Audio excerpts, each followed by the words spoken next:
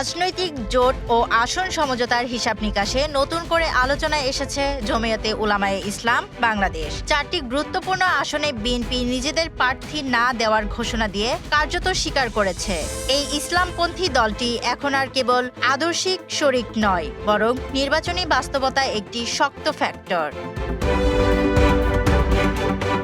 BNP যে 4টি আসন জমিয়তকে ছেড়ে দিয়েছে সেগুলো হলো সিলেট 5, ব্রাহ্মণবাড়িয়া 2, নীলফামারী 1 ও নারায়ণগঞ্জ 4। এসব আসনে জমিয়তের প্রার্থীরা দলীয় প্রতীক খেজুর গাছ নিয়ে নির্বাচন করবেন। বিপরীতে অন্য আসনগুলোতে জমিয়ত বিএনপির বিরুদ্ধে কোনো প্রার্থী দেবে না, এমন সমঝোতার কথাও প্রকাশ্যে জানিয়েছেন বিএনপি মহাসচিব মির্জা ফখরুল ইসলাম আলমগীর। তিনি জমিয়তকে বাংলাদেশের সর্বপ্রাচীন ইসলামপন্থী দল হিসেবে উল্লেখ করে জানান, এই সমঝোতা রাজনৈতিক বাস্তবতার নিরিখেই করা হয়েছে। কিন্তু প্রশ্ন উঠেছে, কেন বিএনপির মতো বড় দল 4টি গুরুত্বপূর্ণ আসন ছাড়তে বাধ্য হলো, আর কেনই বা জমিয়তে উলামায়ে ইসলামকে আবারও এত গুরুত্ব দিতে হচ্ছে?